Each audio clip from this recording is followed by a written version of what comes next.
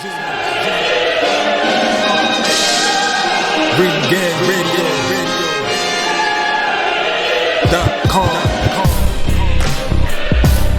Take over. Last mission. Final boss mode.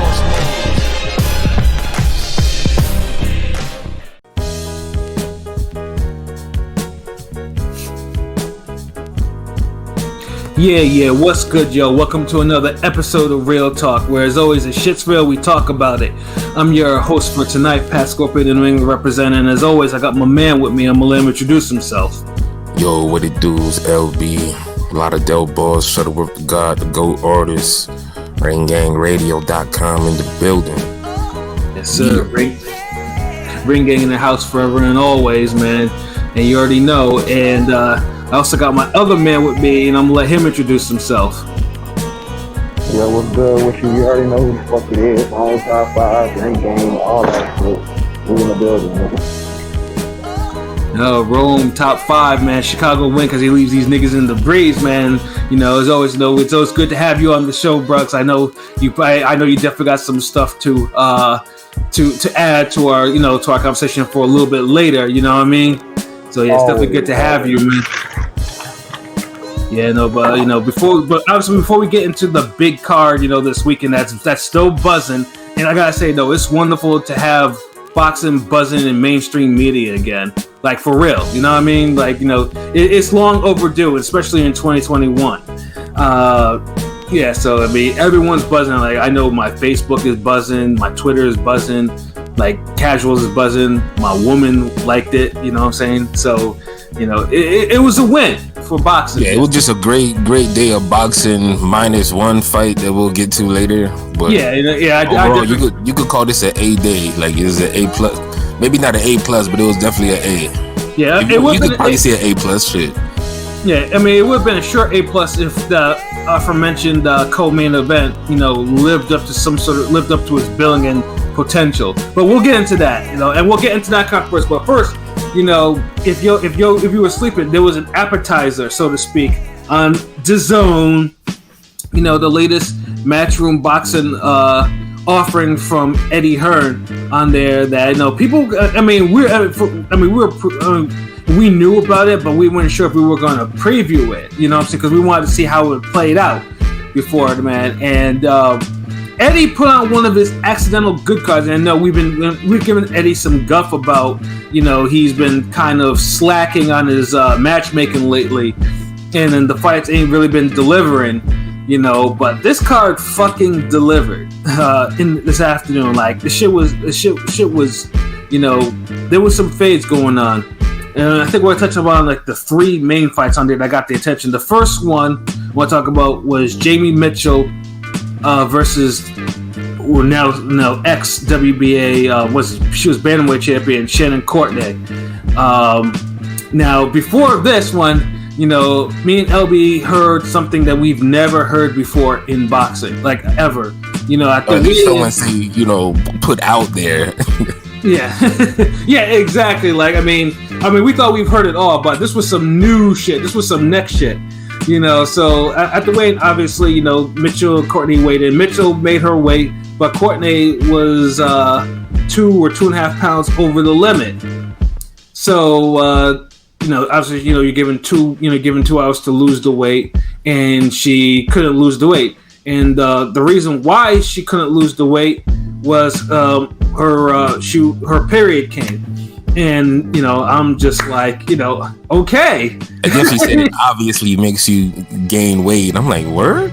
Yeah. I had to consult my lady about this because I'm a man and you're a man, and I'm kind of ignorant about affairs like this. I do computers, not biology. So she kind of confirmed that for me. I was like, word. So okay.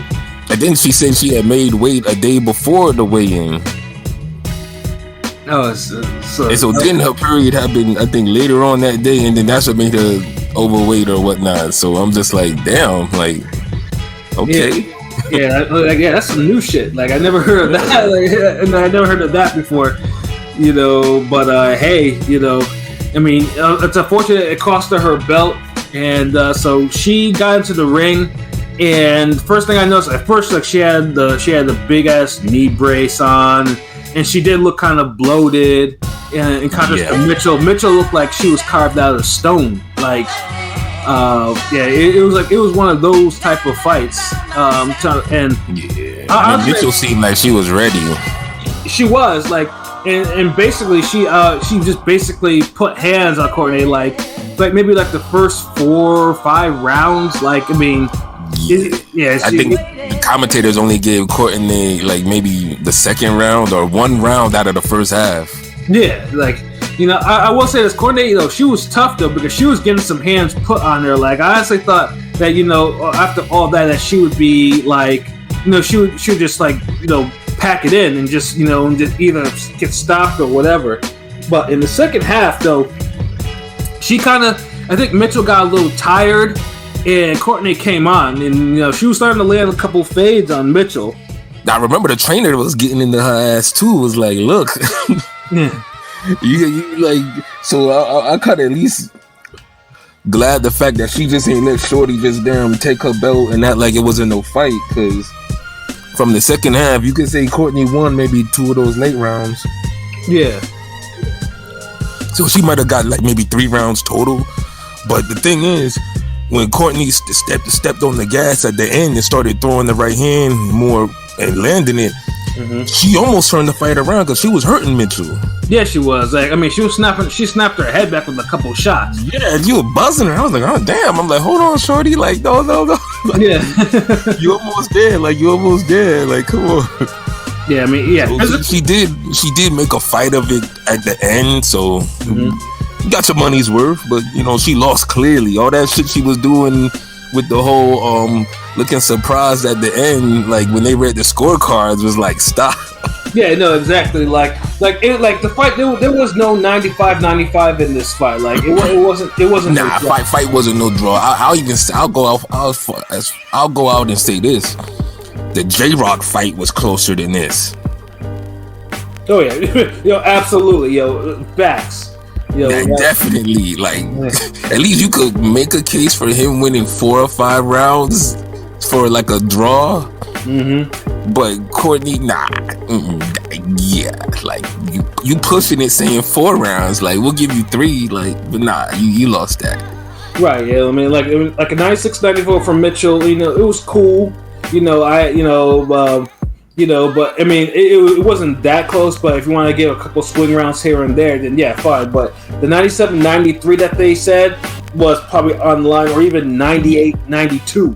You know, like somewhere around those 2 scores was like how that fight really was.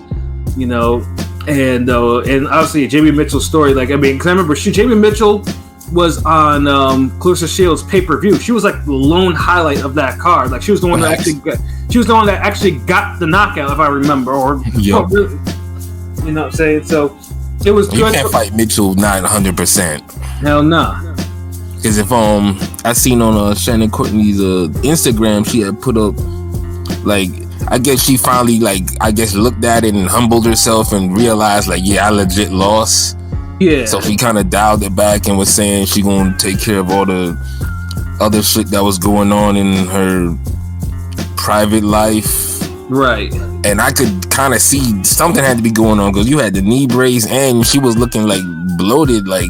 Yeah, she looked straight ragged. Like she looked like she wasn't ready to fight. Like she looked like she wanted to sell like on a hot water bottle or some shit like that. Nigga. I'm serious, nigga. That's what I mean. She looked like she didn't want to be seen. Like she should be at home wearing a house coat or something, nigga. She wasn't ready. Yeah, like that's one of those like when your mom comes out in her house shoes and like her house slippers.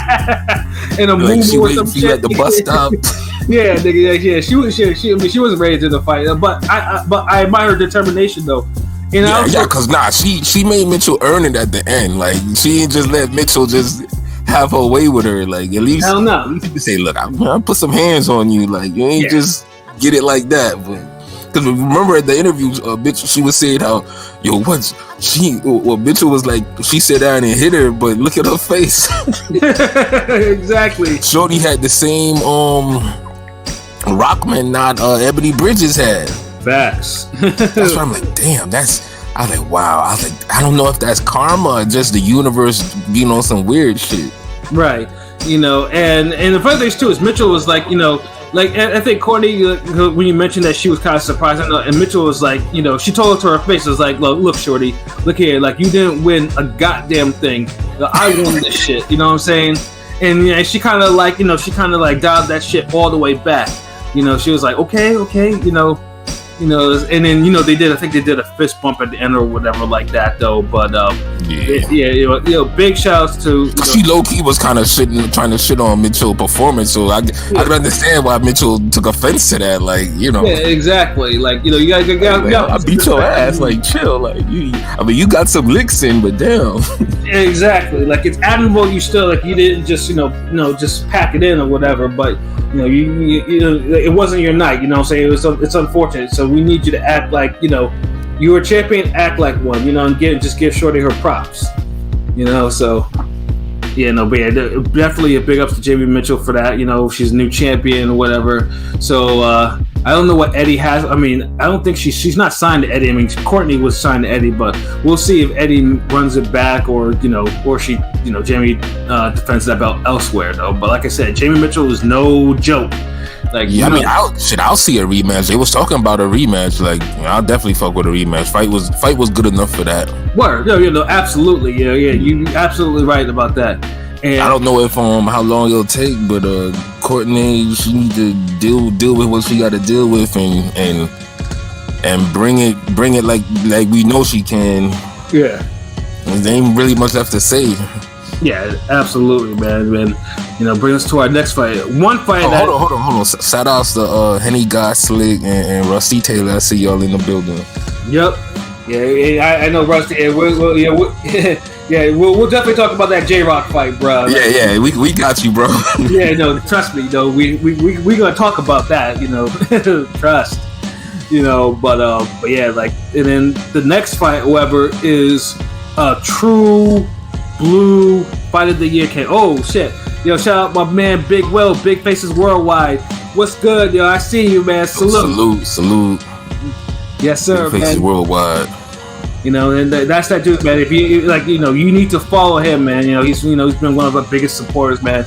You know, Will is one of the coolest people I've actually met in this boxing media stuff, bro. Like, you know, real unbiased boxing outlook and discussion. So yeah, definitely, like y'all fucks with him. And a fellow creative as well too. Oh yeah, definitely. The fellow, you know, we can't wait for that project. Well, you know, we definitely waiting for that. And then snap! And then we got, you know, and first there was 3, now there's 4. King P, bruh, I see you there. What's good, bruh? What's good, bruh?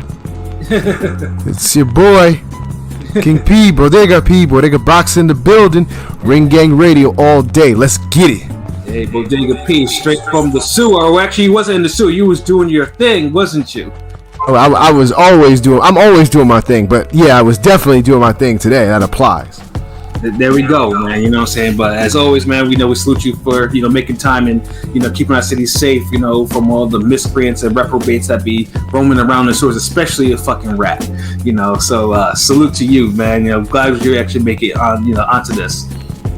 So yeah, you know, we was just talking about the Matchroom card because, like I said, the Matchroom card was a good appetizer, and then the next fight, which was the co-main event, is a true blue fight of the year candidate. If you haven't seen it, it was good. Like, you know, ESPN and all that. Like they had the clips of this. And I'm talking about Ted Cheeseman and Troy Williamson. Now, I know if you're not familiar with either of them, you know, like I said, they, especially Ted Cheeseman, he's on Eddie's. You know, he's on the Eddie Earns Matchroom roster, and that dude is trying. I think he's trying to be like the British version of Arturo Gatti, and that's not and it's not a compliment. It's not an insult, but that's how he is. Like, man, this guy Cheeseman, he got more holes in his defense than Swiss cheese. Yeah, he got better defense than Wilder.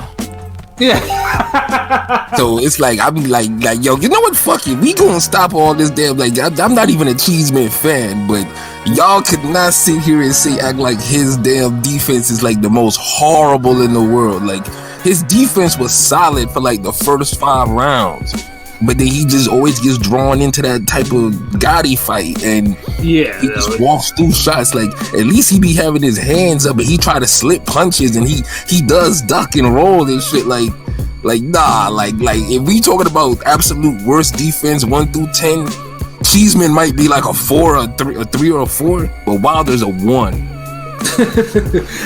so that's it. Like, y'all niggas chill with this. No, but dude is a very fade friendly fighter. Like, have you ever seen him on Eddie's cards? Like, bruh likes to eat shots. Like, he'll box normally, and he actually has a good pedigree. But once he starts feeling it, bruh is like, you know what? You know, I think it's time just to defense. Yeah, he says fuck it, and he gets into these wars, man. Like, he had a war earlier this year, which he won by a brutal knockout. And he was kind of rolling. It was on the undercard for Povetkin White 2. Like I said, it was a brutal fight. Like, and he took all types of shit, but he won with a brutal knockout at the end. This one was not any different. Like, him and Williamson, like, some of the exchanges that these cats were doing, what they're throwing at each other, man, I just cannot fucking believe how much punishment they both took. And truthfully, I thought Williamson was probably, like, he was going to take it all, but Cheeseman was catching him like a good amount of time, especially like in middle rounds. So Cheeseman started out a little better, actually. I thought he was kind of winning it a little early, like getting the better of it. And then it kind of evened out, and then it seemed like Williamson started pulling ahead, and then you know that lights out came, Yeah, and then all of a sudden uppercut season, left hook city. Yeah, and I was on the Ring Gang Twitter. I was like, yo, and I was thinking of it because you see this dude's head, like, neck snapping all the way back, and you're like, yo, how many of these types of punches is he going to take? Like, and you can see him, like, they were wobbling each other. Williamson got wobbled. Like, it had a mean ebb and flow. Like, yeah, it did. It was a good action fight. Credit to both. As far as Cheeseman, man, he got to work on that. It's not even a defense thing. It's more like a fight strategy thing. Like, cause he has defense, he has a pedigree. It's just that Alex Saucedo Gotti tendency to just go to war, man. He taking off years of his career like that. I mean, and he's done this in he's done this in about maybe 4 or 5 fights in a row. Like, I mean, this is like, it's don't margarito yourself. Yeah, exactly. And right now, I mean, it's not piling up right now because, like I said, because it wasn't like Williamson was bashing him around. But the knockout he suffered, because first he took an uppercut season highlight, and then the left hook that finished it, like, bobbleheaded him. Like, you saw his head just do it. Like, it was like the fucking what's that shit called? Ready to Rumble boxing type of knockout. Like, you saw this nigga's head and his leg folded up underneath him. Like, that's how brutally he got KO'd. You know what I'm saying? Like, God, dog. But he gave us a good fight, but yeah, he don't need to fight again for like the next 8 months or at least 6 months. Yeah, exactly. And the funny thing is too, because I always say, like, and this is a 154 fight. And this is why I always say 154. No matter who the promoter or the platform is, a 154 fight rarely disappoints. Facts. Yeah, this is one of them. Like, yeah, 154 just, I mean, like I said, so that's how stacked 154 is. What division gives you more fight of the year candidates or almost fight of the year candidates than 154? Exactly. Like, 154 just has like everything. It's like a smorgasbord of all types of stuff. Don't matter if you top 50, top 20, top 10, top 5. Yeah. Top 2. Yeah, exactly. You'll get a good fight all the way from Jobberville to Tim Tszyu to Ring City to fucking Mel and Castano. Like, you just gonna get you a fade, man. Exactly. And this one, and like I said, when ESPN shows highlights of this shit, then you know that this was a fight, a ridiculous fight. So yeah, like Ted Cheeseman, like, yeah, I mean, yeah, he definitely needs to take a strong, hard look at his career in terms of discipline and see what they can do. See what they can do to themselves. But credit to Troy Williamson, because that was a big test for him because he never went that far in a fight. I felt like that was a good solid win for him. So hopefully we can see more of him in 154. Yeah, I'm pretty sure I think Eddie and DAZN and all of them, they were all pleased with that fight. So yeah, this was trust me. Yeah, I mean Troy Williamson's gonna get some burn. Now a rematch, if they rematch, I'm gonna be like, yeah, I'm kind of done with rematches, man. Like. Yeah. For real. The only rematch I'm looking forward to now is Joshua Usyk, and after that, I'm like, give me some new fights, man. I'm tired of seeing the same dudes kill each other, man. Like, right, yeah. And Cheeseman probably, like I said, Cheeseman probably needs a little soft touch right now. I think he need to fight a puppy or some shit. That's what I'm saying, like, and try not to go to war with the jobber. I don't know who I'm kidding. That puppy will probably get in his ass, bro. Oh man, but yeah, if you guys haven't seen that fight, it's full recommendation to say, like, it's not a joke. I mean, every fight we just mentioned for the next fight too, nigga, Smith Fowler. Yeah, and the next fight too. Yeah, honestly, just watch the last 3 fights. Last one, they had another. Who's that Olympic kid or Graville? Yeah, so he's the one that was fighting like a low budget Lomachenko for a hot minute. You know. Yeah. I mean, his fight was decent. You can skip that, but whatever. But yeah, and definitely check out Fowler Smith and Cheeseman Williamson. Yeah. Smith Fowler, man, that one was a hell of. Honestly, I wasn't expecting much from that fight either, because I was thinking to myself, Liam Smith was kind of getting a little long in the tooth, and Fowler looked like he was about to end some shit early, because Fowler, like, he cut him open over the eye, and Fowler was beating his ass early. Yeah, he was beating the fuck out of him. Smith was too fucking dismissive in the whole build up to be getting. I was like, dude, you about to lose. Like, you saying dude ain't on your level. He never fought anybody. This, that. Like, I'm thinking you might get some hands, but you ain't supposed to be damn. Harlem shaking in the ring, wobbling and shit hurt. Fowler was really giving it to him then, but somehow, some way, but Liam Swift was able to make an adjustment, because he was getting hit so much or whatever, and he started countering Fowler, like, and the funny thing is too, Fowler was eating clean counters, and that led to his first knockout because it was a clean right hand. Everybody was eating some clean punches this weekend. yeah, and Fowler too got cut. And then Fowler was cut over his eye. Like niggas was both bleeding. Like they were both cut above the left eye. I say, one of Fowler's biggest mistakes. He had a good jab, and he was operating at a safe distance. That's when he was really letting off the hard shots. He fucked up by letting Smith get too close, and during those exchanges, he's so used to having his lead hand down, his left hand, the jab. It was just making it an easy target for Smith to just come over with the overhand, right? Yeah, it was like, and Fowler just did not adjust. He just did not keep getting hit with it all night until it was just over. Yeah, and that was over. Yeah, and then that's what led to the stoppage in the 8th round too. And I'll give Liam Swift, like I said, Liam Swift is tough. Is like, he's still a little long in the tooth, but that dude is tough. Yeah, definitely. Like, I don't know if he ain't ready. He not. I wouldn't put him in. He ain't worthy of no title shot or nothing right now. But a bigger fight, hell yeah. Like in 154, you could get some plenty good dust up shit. I wouldn't mind him and Troy Williamson, but he'll probably look at Troy Williamson on some like, man, you not on my level. And then also too, it kind of wiped out the taste because Liam Smith did have a fight earlier this year in Russia where he got flat jobbed or whatever, and Wade clearly won the fight. So yeah, this was definitely and Fowler, Fowler's been doing this thing on the 154 level, on the domestic level. So it was good to get that clean knockout win, like a legitimate knockout win for him. So continue his career, and then like I said, hopefully, 154 is very, right now it's controlled by two champions right now. So, he still has some, it might be a time before he actually becomes champion again, because he was champion, about 5 years ago. So, is Andre up there to give away a belt? Andre's not, unfortunately, he's not a 154 fighter, Yeah, I know. I mean, I don't know. I mean, this 154, anybody could get a belt at 154 because everybody dangerous, man. Like, exactly. So I ain't even trying to be like that. I ain't trying to try to like.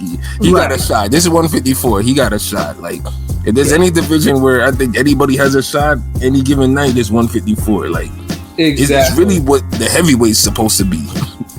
Yeah, exactly. You know, but heavyweights is some other shit right now. Yeah, we'll get into that later. But they rep though. Yeah, but overall, like I said, you know, Eddie put on a good. Honestly, if Eddie put on more of these DAZN, like these cards on DAZN, and like I said, he did it earlier this year. Like, Drew had a nice little streak going, but if he did more of those type of fights, like, you know, I mean, I think a lot of people will be more receptive towards Matchroom in their town because Eddie, regardless, he's not, you know how people felt about Matchroom America, USA not being the biggest success. He does have talent on his roster. He does have it. It's just executing it, man. Like, every now and then he gets it right, and then he'll fuck up and get it super wrong. So absolutely, we speak on it when he get it right, and we speak on it when he get it wrong. It's just lately he's been getting it quite wrong for some time. But this one stood out because it wasn't a big name card, but the names were big enough, and the fights were matched up well enough where it could do something, and it did. It was a great appetizer. Yeah, no, absolutely. Yeah, you know, the boxing like gods, fire wings and shit. Like before you get your real main course. Back. So yeah, the boxing gods showed us favor that yesterday afternoon. You know, and it was definitely a good appetizer and a segue into into last night's card, starting with